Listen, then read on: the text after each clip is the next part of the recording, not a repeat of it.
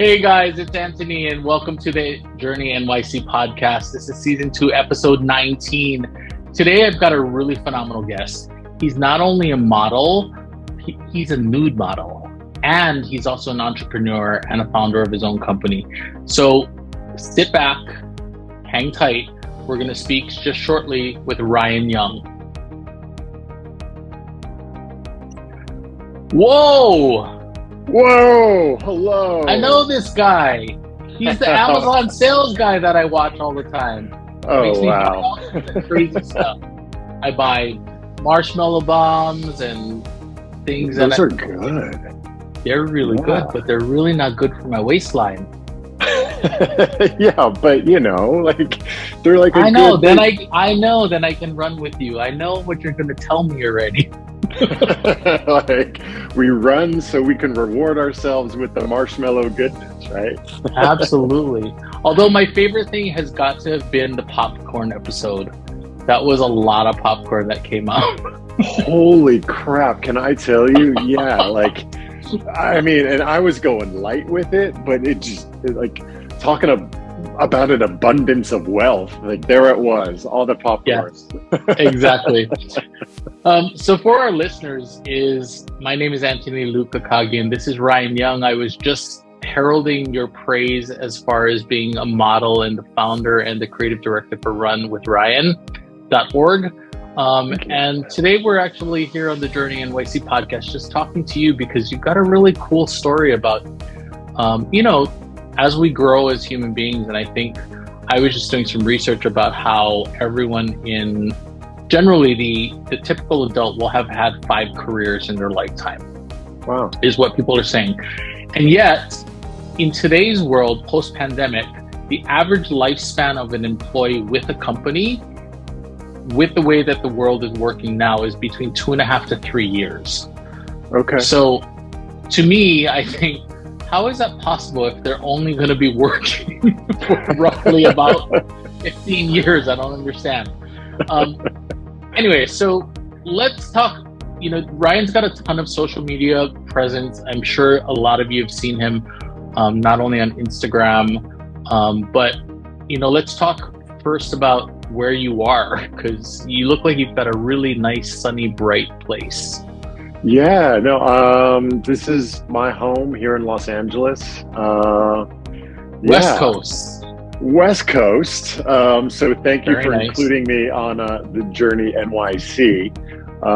Someplace that, not really since the pandemic, but pre-pandemic, someplace I was visiting very frequently and finally getting back a little bit into the rhythm of that.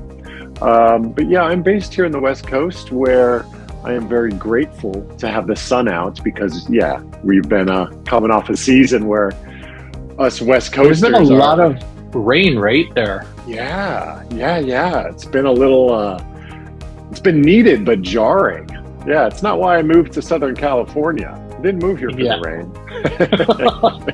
But I will say that there is a benefit with all the rain that California's been having, because I always look forward to it. Because the super bloom is really something that is truly amazing when there's that much rain.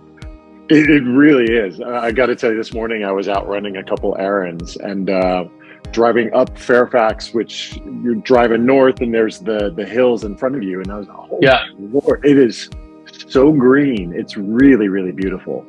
Yeah. So finding in Hawaii, that's how we know what the rain, how the season is going as far as moisture and precipitation, because Diamond Head will either look brown or it will look really green. And when it's because of the slopes, that's how we judge it.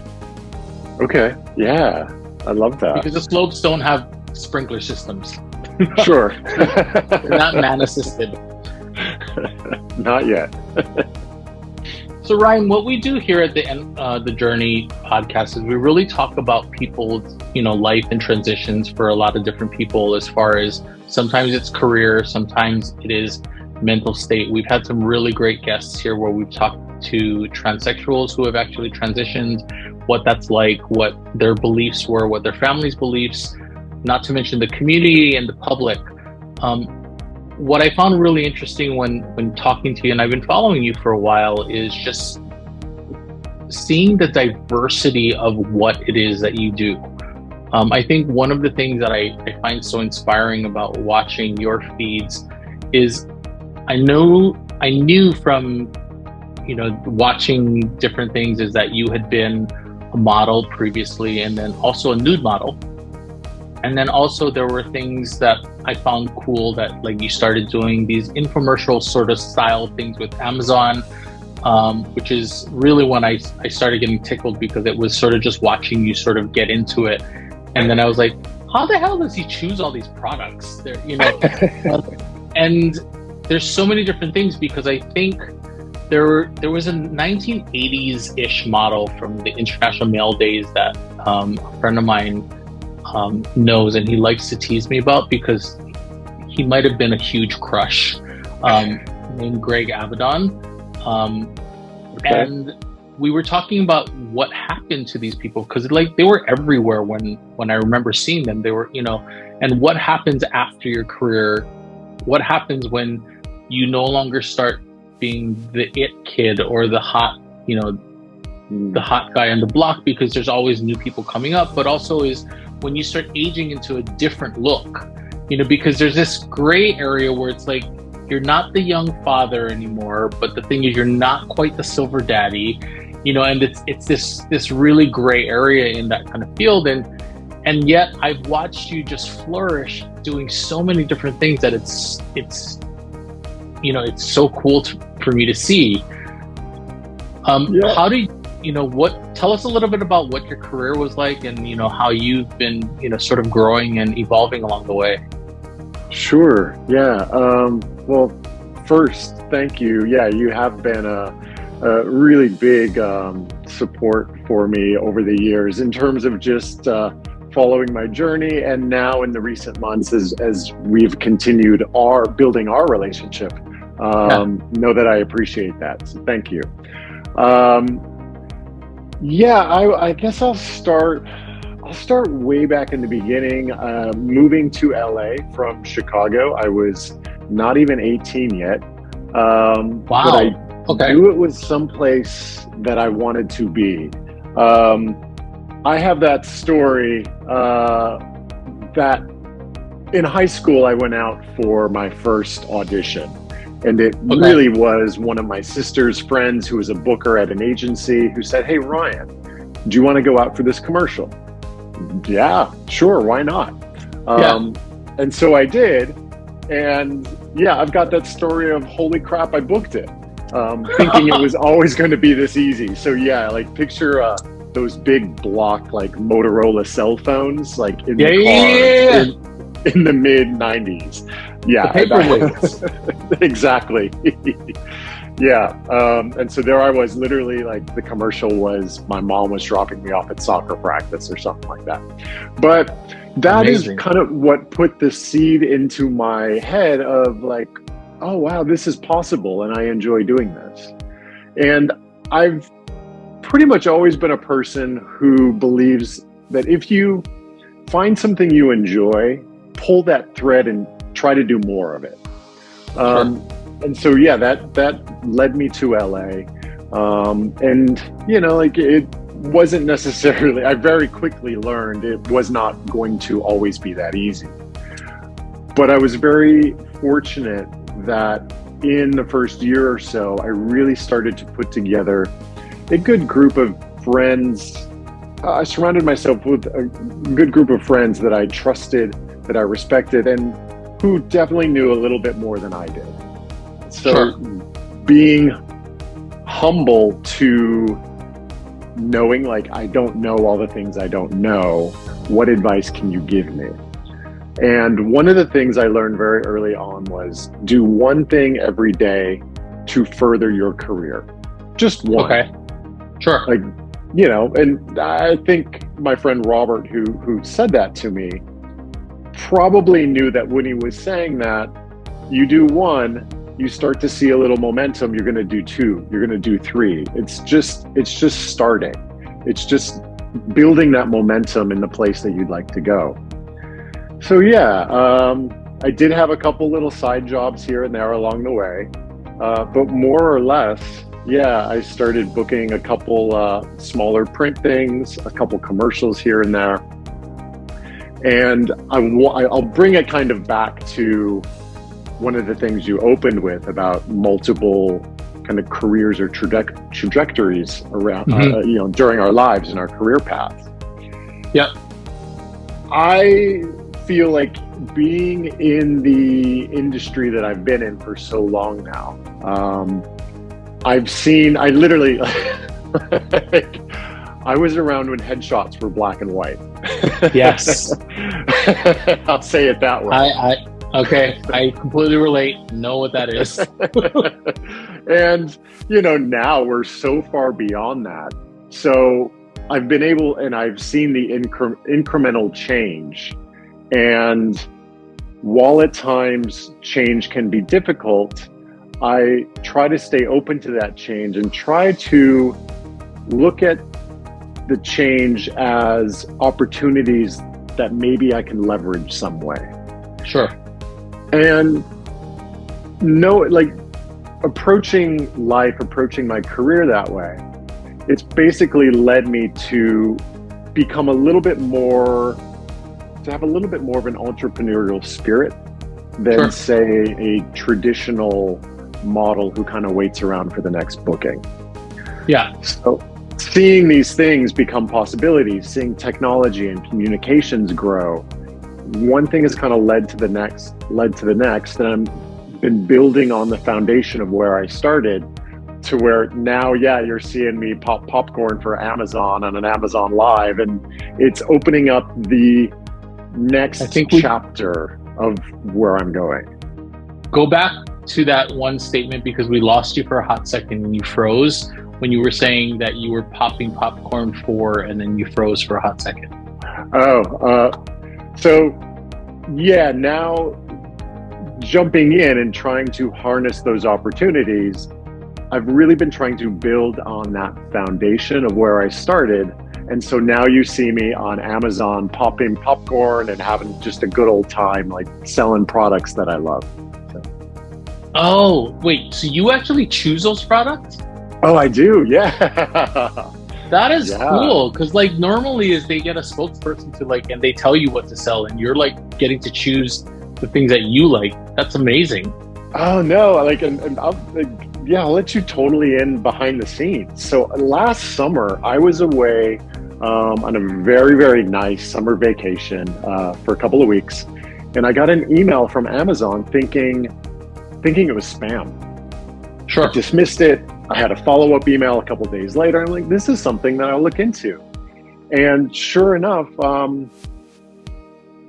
I really see it as not I guess it's kind of the culmination of what I've been doing in terms of social media and creating content, which probably started about 10 years ago or sure, now. So yeah, Amazon reached out and said, we love what you're doing. We love the content you're putting out. Can we loop you in? And yeah, basically gave me a bit of free rein in terms of what I choose to talk about, what I choose to select.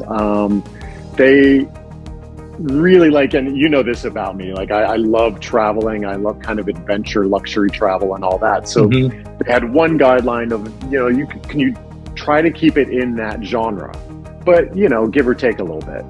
And so yeah, that's what I've been doing. And it's how do I say it? Little did I know that when I was shooting images of myself for Instagram back in 2010, 2011, I'd set up a tripod and run in front of it and exactly, with the timer. We didn't have the automatic. Totally. Little did I know that creating that content and the slow, methodical process of not necessarily knowing what the final outcome is going to be. I had obviously the vision and the reason why I was doing it, but I always think the universe has so much more in store for us than we allow ourselves to even dream about. Sure. So we have a path, we have our direction, but if we're open to the how we get there, and we're open to assistance from the universe, like sometimes other really nice opportunities come up. And so, yeah, like shooting those pictures back in the day, little did I know that someday Amazon would see all of this and say, oh, we love that. Yeah. That's so cool. Yeah. You know, it's interesting now because I just got done with a marketing class where they were telling us about statistically, you know, what algorithms are feeding on for Instagram and Reels and this and that, and how to edit them and how to jump on trends versus not, and this and that. And it was a really interesting, eye-opening experience to just understand behind the scenes of really what a lot of people just, you know, we go down the Instagram hole and we just keep you know, scrolling by. What's interesting too is obviously is the things that tend to grab a lot of people's, you know, will be the thirst trap initially, or something really funny, or like, oh, what are they doing? But what's so cool is how it's become such a huge platform for a lot of people in their careers in leveraging that as their own voice and turning it into a way for them to earn a living. Yeah. I'd like to say it has really small d democratized so many industries, including where I started, the modeling industry. And that's really why I started using social media back in the day. It was kind of from my agency. You have homework once a day, post a picture to Instagram, and it started to create that kind of virtual or online portfolio. And like so many things, yeah, when we build along the way, I ended up not just shooting straight up model pictures or images, but I found it really fun to start shooting other aspects of my life as well. Whether it be running or, you know, fun travel adventures I went on. And yeah, like I really started to create really my lifestyle. And I'm not a big fan of the word authentic, but I started to create my authentic lifestyle as my brand. And I think to your point is really started to tap into, well, how can I harness this to make a living in some way? I'm going to take you back probably 2 years. Yeah. One of the first things that I ever saw on your... So I stopped. So you stopped me with Instagram because you were fed onto my feed itself because of a beautiful shot that you had taken while you were in Greece. Okay. And I just remember, like, you were in a bathing suit, you looked hot in it, and I was like, wow, that's a really cool, follow the model. And then a few years later, you popped up on my stories and you were building something that is, I guess, your balcony or some sort. And you were like, you went looking for sticks, and then you bleached the sticks, and then you did this, and then you painted them. And then the next thing I know is I was like, he has a freaking cabana. And it was so cool. And I was like, oh, this guy does really cool stuff with like just everyday. And I thought, and that's when I was sold. I was like, all right, this is kind of fun. It wasn't too kitschy. It wasn't too sexually overt, you know, but it was really just a very fun. I was like, oh, that's really kind of cool, like how he did that. And then I remember there was a shot of a coffee cup in that, and I was like, that looks absolutely heavenly to just sit there with a cup of coffee and just enjoy yourself.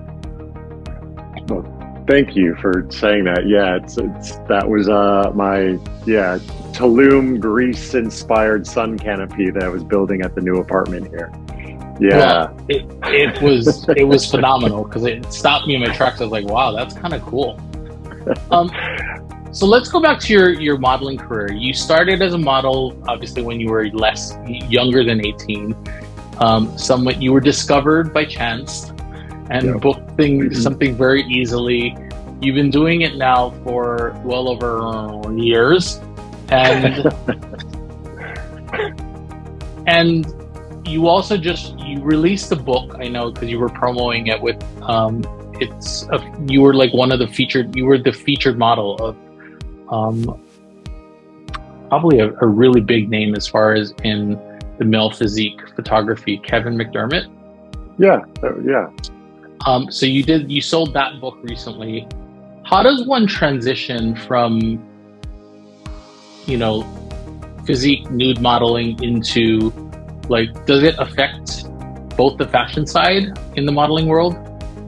Do they? Yeah, it's a super interesting question. Both, I would say, within the industry and clients, and then for me personally. And I'll get to both. Okay. Yeah, so I've never had a problem shooting naked images. Sure. Mostly because I know what my boundaries are. Sure. I'm actually not interested in shooting porn, but capturing physique, I've got no problem with. Yeah. And so, I had worked with Kevin McDermott a couple of times. He included me on a larger book of a variety of different guys. And then he and I had this idea to shoot a book exclusively with me as the model, but then different locations that I love out in Southern California, those landscapes. So we put that out. Oh, that's cool. This past September. It's the first in a series that he's calling Case Study. So that was a lot of fun. And it's interesting. Maybe, when did OnlyFans start? Like 2015, 16? Yeah, I only became aware of it probably about 5 years ago. Okay. Because kind of near the beginning, I jumped on there and I was putting images on there, basically the male body. Sure. And I had people, producers, potential clients within the industry approach me and say, if you want to work, you shouldn't do that. It's looked down upon. So over time, I believe that to be the case, and I jumped off of it. Sure. Recently jumped back on because I think both as a world, as society, and then as an industry, we've moved away from where we were just a few years ago. Agreed. Meaning, it's less of a taboo. Absolutely. Yeah, absolutely. And it's one more way where myself as a model, a creator, I'm able to help add to my living and make my my quality of life just a little bit better, and having a little bit more control over it. So I think, the industry has shifted, and then personally, I try to look at social media, the opportunities of social media, not as something that defines me, because I think a lot of people get into that trap of, what is my follower count? What is my engagement? Did this post do as well? And I just personally have this view of those days are done in terms of letting a company have that kind of control over my psyche. So I've shifted from, does it have control over me, to I will control it and use it effectively. Okay. That's great. So I'm not necessarily beholden to it, but I use it as a way to hopefully foster some relationships, some community. If I have something, that I'm proud of and want to publicize a little bit, sure, of course, I will do that. Absolutely. The other point. Yeah, exactly. The other side that I was going to get to is also knowing that with that social media comes that what's the word? It's not a slippery slope, but the push. It's a double-edged sword.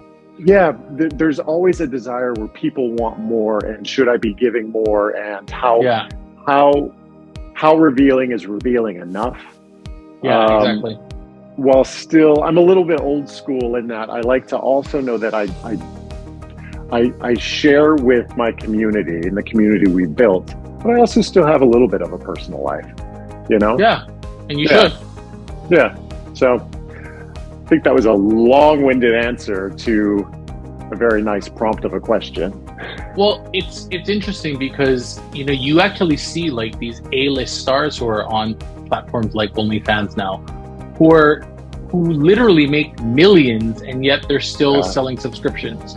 And I'm not talking about like Aaron Carter's and stuff, but like, if I'm not mistaken, I think Cardi B had one at one point. Like, there's a number of some pretty big stars that had these accounts, and I was really shocked to hear that they were going down that road.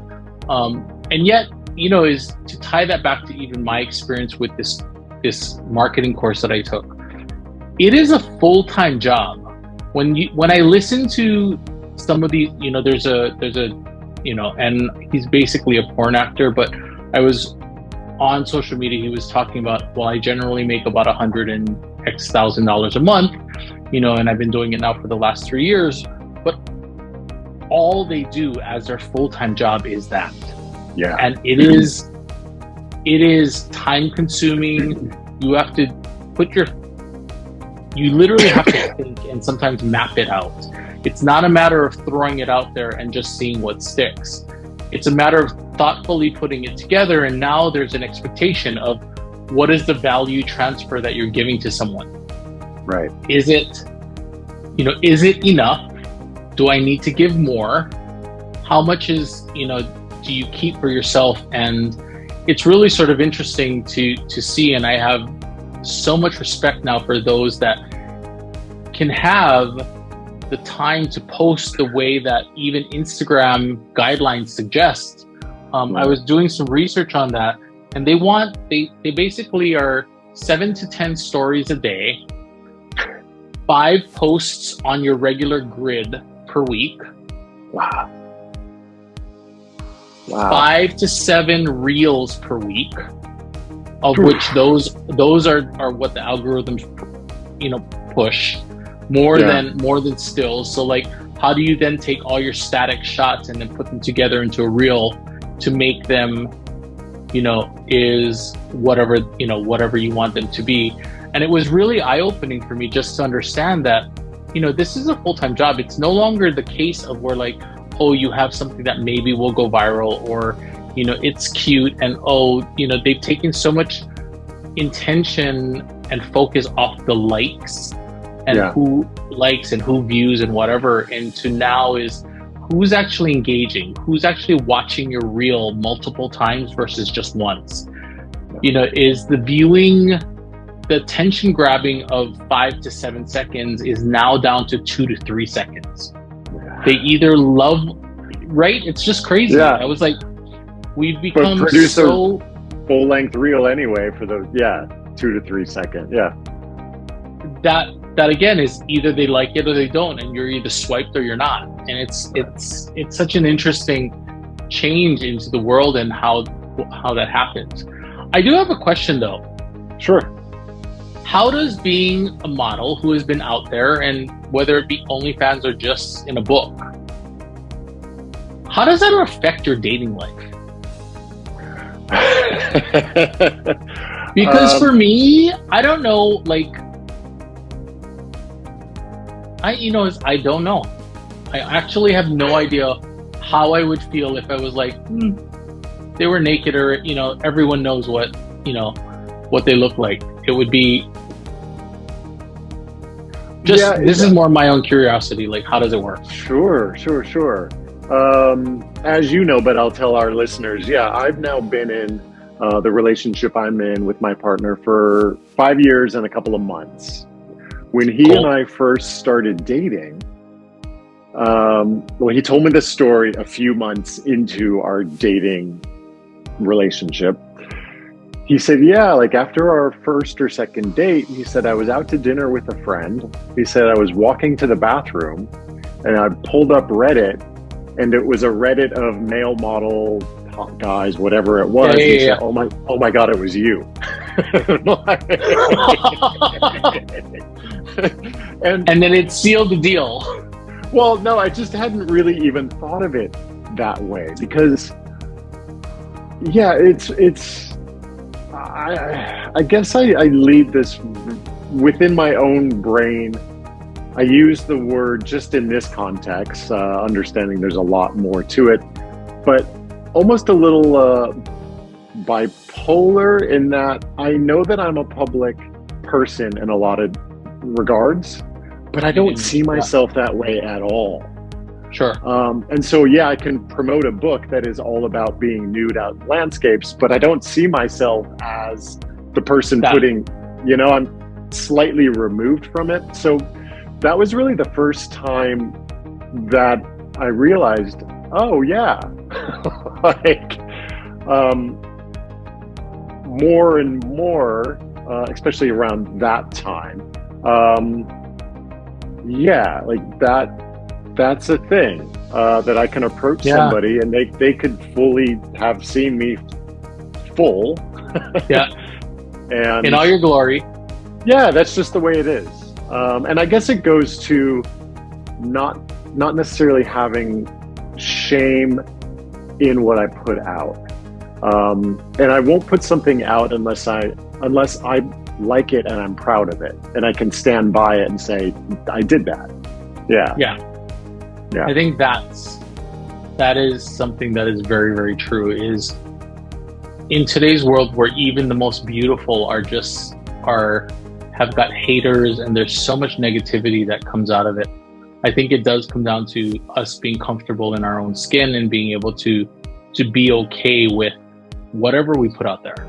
Knowing that once it's there, and you're opening yourself up, not necessarily to accept sometimes the BS that comes with it, but to be okay with, I'm putting this out there with genuine intentions for myself, for my art, whatever that is. I just think it's cool. I mean, because I think it also, for me, is, I guess, in some respects, it does say much more about, your partner and their willingness to be like, all right, well, this is what they do for work. Okay. They're not hurting anyone. And I think that's a good place. He very much has been a big advocate of me doing even more and like fulfilling my potential.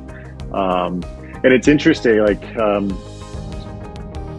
I don't want to come across as if I'm giving the idea like everything all the time that I put out I'm proud of. Like, yes, I try to hold myself to that bar, but because I do, and because I am also susceptible to the same kind of emotional reactions from social media as everybody else, I definitely have gone through waves myself of like, oh, I don't feel like I look so good. I'm gonna and I go through waves of putting more stuff out there or not. Or if I only ran 10 more miles, then I would shoot a picture. Like, is it really gonna change that much? No, it's that extra half mile that you missed on the time you were running 18. Right. Right. And I was like, he's really gonna harp on a half mile? And I mean, that speaks to a little bit of, my own syndrome that a lot of us suffer from in terms of chasing perfectionism. And, like, perfectionism gets in the way sometimes of just being like putting out good, solid quality product and really leaning into the present moment and feeling great about where we are. Yeah. Someone once said, and I love this quote, I haven't said it in a while, but perfection is the enemy of good. And it is so true, because I will go through moments where I used to have on my social media a gratitude page, and I got up to like almost 800 days of just every day. The only caveat was I had to be grateful for something that could not be bought. So, and it literally, there were days where I had to sit down and think, I'm like, oh, today sucks. What am I grateful for? And then I thought, you know what? I am really grateful that I can go and turn on water. And if I wanted to, I could drink it out of the faucet. Yeah. Yeah. It's clean. I don't have, I'm grateful for that I live in a place where the air is clean. Yeah. It's not perfect, but it's clean enough, but it's clean enough for me to breathe. And I'm grateful that I woke up today and it's warm outside. Yeah. It really sort of, go ahead. Oh no, I was going to say I've had those days kind of working through that similar experience of trying to hold myself accountable and coming up with a gratitude list every day.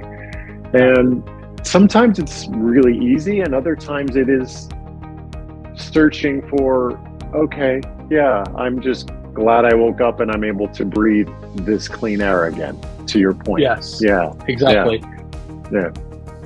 What I find so cool about it was I started that because I felt like I was going through a particularly really rough time. This was at the very beginning of the health issues I started having. There weren't a ton of answers to what was going on. And I know my body pretty well, and I was having a really hard time understanding it.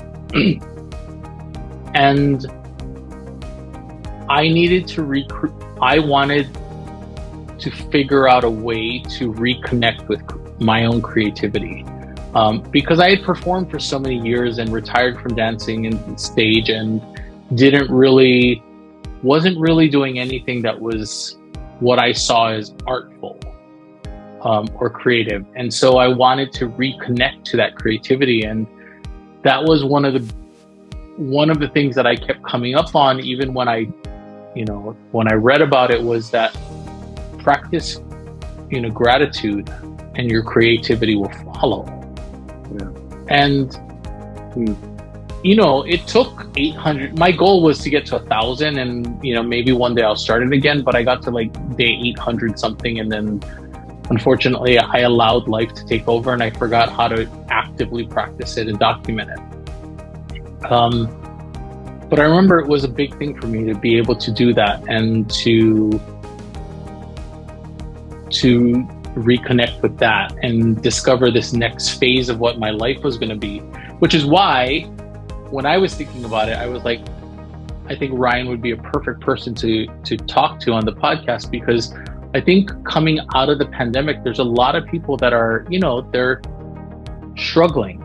We saw the great exodus, where people were leaving jobs for better lives. I want to work remotely. I can have a better quality of life. I can work from here and do X, Y, and Z. Now people are returning to the office. I'm not really happy. I had a better life when I was working remotely. I still got, it's funny because I know that working at home, I work twice as hard as when I'm at a location, because of the fact that I'm working all the time. That right. My transitory time is working, It's just different. It's extremely different. And so you're still modeling though, right? I am. Yeah, I still model. In fact, last week I was down in Dallas, Oklahoma, doing a job. Cool. But yeah, to your point, I think, we had the pandemic where everybody was forced to be and work from home. And then, some places opened up differently than others. But essentially we're all back open now and expected to be back open. But I still think we're in the place of trying to figure out that trauma, quite honestly. That just doesn't go away. Yeah. Yes. And so what does it look like? What do you learn from that period? What do you like? What would you do differently? What can you implement into what the future might look like? Sure. And so, just trying to find those lessons and bring those into our next transition, right? Exactly. So talk to me about, as you're, because you're still modeling, so you've got one foot in the modeling world. You've also now started down this sort of, it's sort of educational, and yet it's also experiential in the respect that, like, I've seen you talking about your running, but also when you're running in Mexico. And then I've seen you do a couple of obviously destination types of videos that are actually kind of cool about places that you visited and things that you like. Where are you transitioning to? I mean, like, what is that journey, that arc look like? Yeah, so trying to decide how far back to go, and I'll go back to just over 10 years ago now. I've always I've been a fit guy, a fairly athletic guy. Tried to go to the gym every day or so, but I was taking a lot of spin classes, and it was around about 10 years ago. I joined a new gym here in LA and was going about the new version of what my routine would look like. So I was walking into that new spin room, and I just had this moment of, I'm kind of bored doing the same thing. Sure. So I'm going to try something new. And I got on a treadmill, which I was not a runner by any means. In fact, my sophomore year in high school, I joined cross country, lasted one day, quit. I understand that. I jumped on the treadmill, and 10 minutes later I was out of breath, I was sweaty, I was a mess, and I just did not enjoy it. But I told myself, you know what, I'm going to challenge myself to 7 days. If I last 7 days, or when I get through those 7 days, I can decide if I want to keep going or if I'm going to find something else. And I don't remember the end of those 7 days. It was about 6 months later, I did the LA Marathon for my first time. And then only 6 months you trained? Yeah. Wow. Yeah, that's the obsessive part of my personality. Or that's when you were born to run. Well, yeah, I think that there's some of that in that this was a natural talent to me, of which I had not polished or worked on those skills. Sure. So it was there. So I did the LA Marathon about 6 months later, and then it was a year after that or so, I threw on a backpack and ran from Huntington Beach, the ocean, to Arizona, 30 miles a day for about 10 days. Yeah. Wait, and how many miles per day? 30 miles. Dear Lord, 30 miles a day for 10. There was a group of us. There was maybe 15 of us, so we had the same. So there was same a mileage. Yeah, it was really, it was a really good time. And in fact, I was kind of like the sub-support of a core team of, I think it was 10 or 12 that was running all the way across the country to DC. But they wanted state runners along the way. So I said, yeah, I'll do California. I wish I knew how good I was going to feel on that 10th day. Sure. That 10th day still, if you just take those 26.2 miles, that is still my fastest marathon to date. Wow. Yeah, so I wish I knew I was going to feel as good as I did, because then I would have just decided to keep going, but I had other commitments to get to. Sure. Bringing this all the way back to your question, along the way, because I was challenging myself to post a picture a day, during this journey, I was taking lots of running photos, or out in Palm Springs, running through the windmills, like shooting that, like day 7 or 8, whatever it was, and posting that to Instagram, building this catalog, and then writing about the experience. And then as time went on, doing other marathons or other races in different destinations, started recording some videos about it. I kind of had this moment of, wait, running is that thing inside me that gets my gets my juices, my passion going. And it's where I'm able to kind of let go and feel my best. Everybody, I believe, has something inside of them that is similar. Maybe they're not doing it, but there's usually a little voice that says, if we just try this, then maybe I'll feel something. Some passion that we're living out or we haven't explored. So I started putting it all together on one website called runwithryan.org, which, again, knowing my vision, but also being open to what else can come from it, it's pretty much morphed into my version of a small little GQ, where we're covering travel and adventure, health, wellness, and obviously running, and some men's style and fashion. So yeah, like now I'm going to places like the Copper Canyons in Mexico, living out this bestseller book, New York Times bestseller, Born to Run, and creating kind of my version of what an episodic series would look like. So yeah, like that. I know that you've seen a couple of those episodes. I put together a series running partially across Cuba, really trying to make it inspirational and motivational, but not just that kind of like, hey, look at me. I want to create the community of other runners, other passionate people.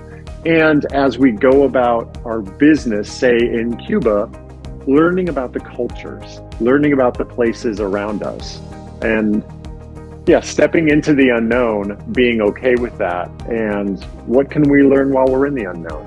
Yeah. That I think is so poignant for where so many people that I talk to live right now.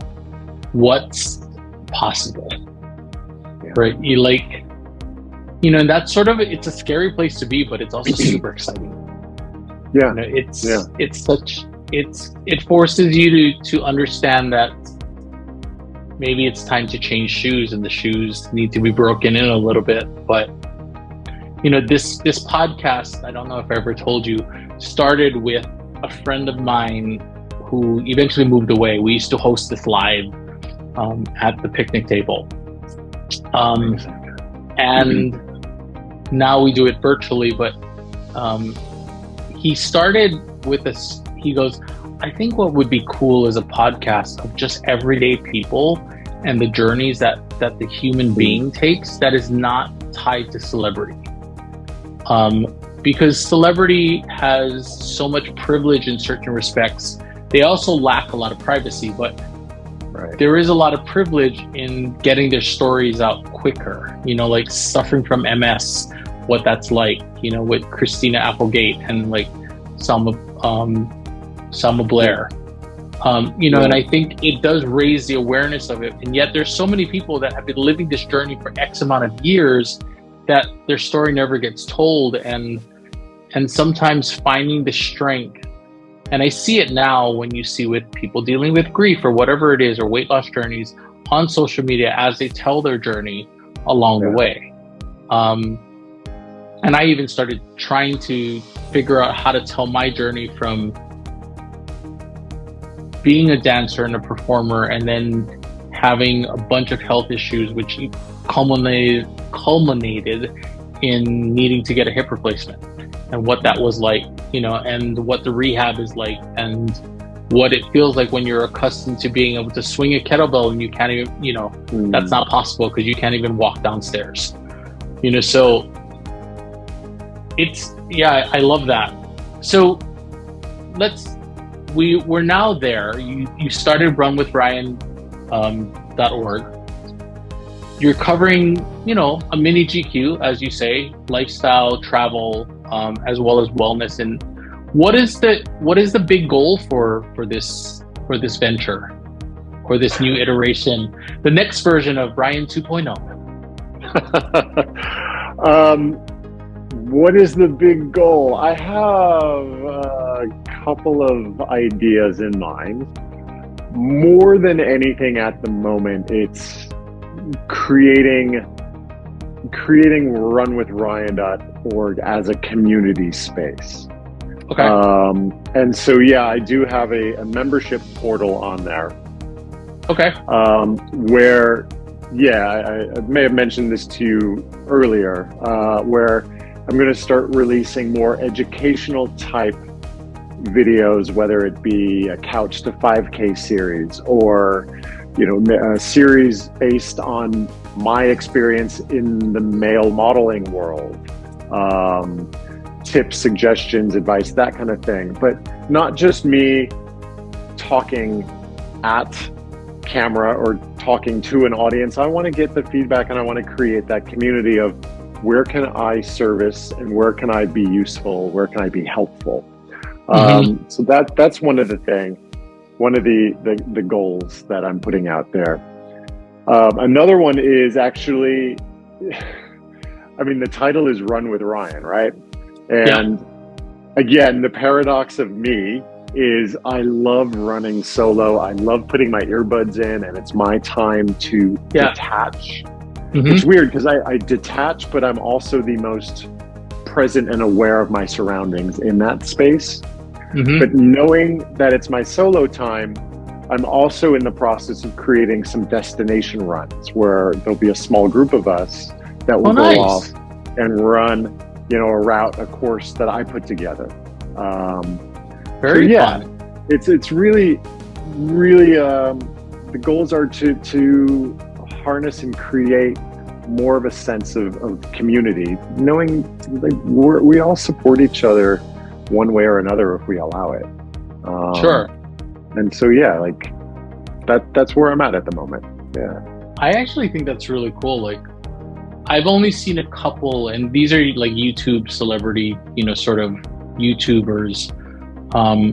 There's a Mario Andrion and Jeff Kasser, who were both, they were models, underwear models, and this and that, and their stories as far as in modeling are somewhat horrific. I've heard, and even this is early days of YouTube when I think it's Travis Bryant. Sure. Yeah. Travis had a series 2 of what it was like and how he was manipulated and that, even while he was modeling and this and that, and you hear a lot of these stories. So it'll be interesting to hear from someone else. I would love to hear someone's perspective of the industry that is not tainted with so much darkness and manipulation. I don't feel like mine necessarily is. Like which is why it's great. Story. Yeah, thank you. Like any story that has, it's not quite 30 years yet, but it's approaching 30 years of the industry. Like any story of that length will have its ups and downs and its darker periods. But maybe, I can't speak for anybody else, but maybe I know that I have some of those darker moments because of what I had allowed in at the time. Sure. That's just me. So I do have a little bit of those, but I'm more interested in, if there's a young guy who wants to break into the business, like what advice can I give them in a positive way, in a useful way, as opposed to letting the cynicism that I would be easy to latch onto if I only looked at the dark parts, as opposed to letting that part take over. What can you build? Because the modeling industry is going to exist whether you whether we like it or not, right? So agreed. How can you exist in that as yourself, as a confident, strong person, knowing what you will accept and what you won't? And if you start from that point of view, I think, that's what I'm interested in, is helping somebody out create a positive story. So, yeah. See, and I think that's what's great. I think we wouldn't be human if we didn't actually have shit happen to us. So true. But we also need to have the ability to understand that we have the power to walk under a shower. and get the shit off and move forward. As I think very often is when I look at the world, I see like it's always, well, you started this, so I'm going to do this, and we also have the power to turn around and walk away and walk forward. And I think that those are great things. And I think when you find ways of realizing what your passion is and the things that you also find joy doing, and then finding a way to share that, I think that's really powerful. Yeah, it's. I was in an interesting place back in February. In Vegas, not necessarily saying that was the interesting place, but metaphorically speaking. It is interesting. Yes, it is. Have you seen some of the things that happened there? 6 a.m. on a Sunday morning, you never know what's going to be coming down the sidewalk. Exactly. No, I was out there in a little bit of a creative weekend with a good friend of mine who kind of facilitated the weekend. And then he brought in myself and some other creatives from Dallas and from North Carolina. And it was more or less a weekend to meet and greet each other, to start building some relationships, and then to play, to see what we can create. So at one point I jumped in front of the camera, and it was my friend who said to me, who created this weekend, he said, "I've never seen you like that. That's your thing." And so, yeah, running is my thing, but he's like, "Oh, no. Like, Ryan, you produce, you edit, you can create, but that's a different thing when you're turned on in front of a camera." And I had always known it, but hadn't really thought of it exclusively as, yeah, that's a place where I find joy. Yeah. And so if other people can find joy doing that, like, yeah, I'll help them out. I would like to. Yeah, that doesn't mean shield them and be ignorant to all that is possible, but yeah, help them how I can along the journey. Yeah, that's amazing. I have one last question for you, because curiosity is killing me with this one. I only get to talk to people. So when I do this podcast is I get to talk to people. So there is some sort of feedback. There's some sort of interaction. What on earth is it like to have to do an Amazon infomercial or whatever, they're called, or these lives, and not necessarily have anyone to talk to? Like, not to get any real sort of feedback. Like, I cannot imagine, because I think about like what auditions are like now, and they're like, well, you have to do a self-tape, but you're just reading and there's nothing to work on. I'm like, that is talent. Give them the job. Like, please tell me, because I've been on I've happened to like be on a couple of yours and like chimed in with texts and stuff. Not just because I'm actually curious, but because very often it's like I feel badly because I just admire you for being able to stand there and talk freely about all these different things with no feedback. Well, first, thank you again, because that while it might be seen as a little morsel of sending a comment or even jumping on the Amazon Live, that is immensely helpful to me. Because at the end of the day, yeah, it's freaking hard. It's not something that necessarily comes easy to me. And the goal is to create a network, a community there, so that talking, say, like on an Amazon Live, where I have that community to kind of banter back and forth with, to feed questions, and to, it's easier to give them some answers with those prompts. But it's funny, there was a series on Showtime, I think, a couple of months ago. It was the first season, and it's basically like a behind-the-scenes comedy drama of a QVC. And it's this girl who, it's so funny and it's so good. And I had just started doing Amazon Lives at the time. And this girl in the show she grows up admiring one of the hosts on the network, and that's her dream, is to be on the network. Well, she gets the opportunity to audition, she gets hired, and then she's kind of the fish out of water. She knows a little bit, but not really what's going to make her successful. Sure. And one of the things, I'm watching this, knowing my experience and knowing that it's a part of my life that I enjoy doing, but maybe there's some talent there, but definitely need to hone my skills. And one of the characters, the veteran character, says to the newbie younger woman is, don't just talk about the product, it's your story. It's how does the product help your story, or what does it mean to you?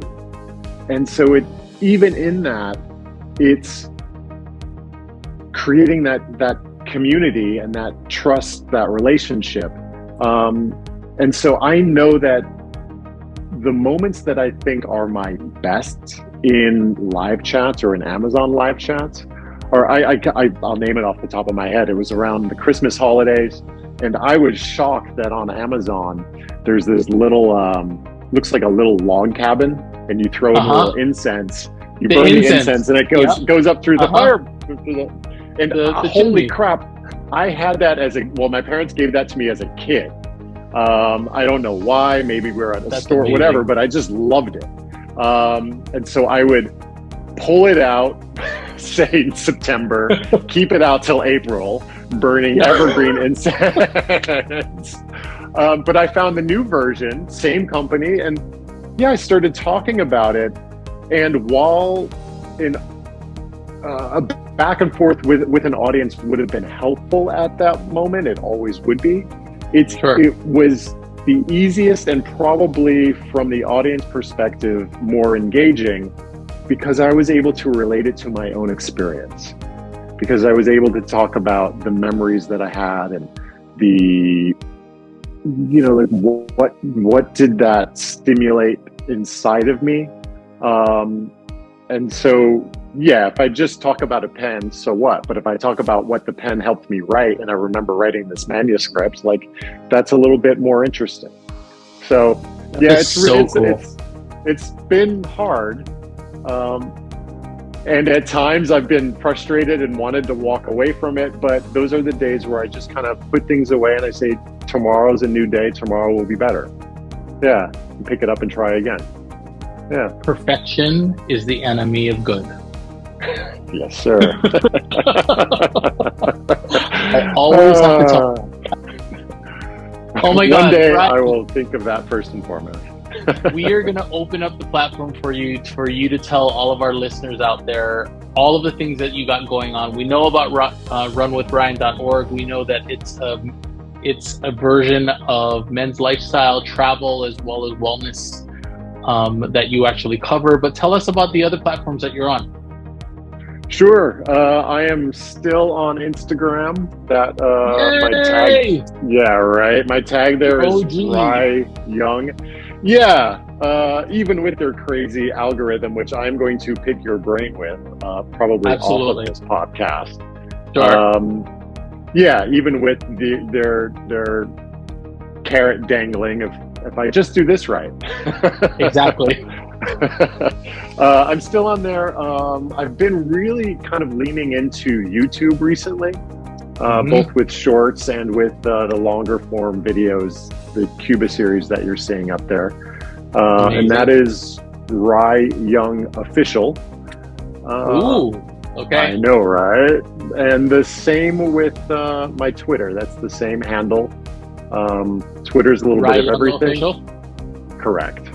Yep.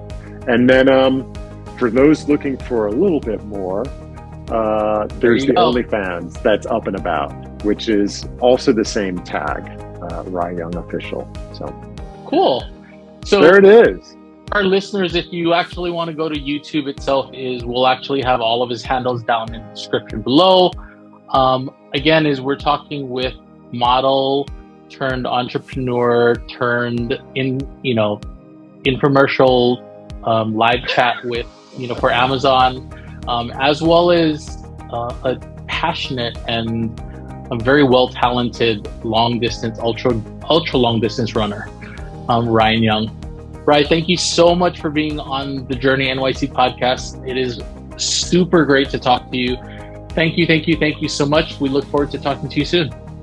Thank you. It's been a huge pleasure. Thank you for just asking me to come and be a part of this. I appreciate it. I've had a lot of fun, and hopefully we'll chat more. I know it. Absolutely. Thanks. All right. We'll see you guys later. Thanks so much. Bye, guys. Thanks. Bye.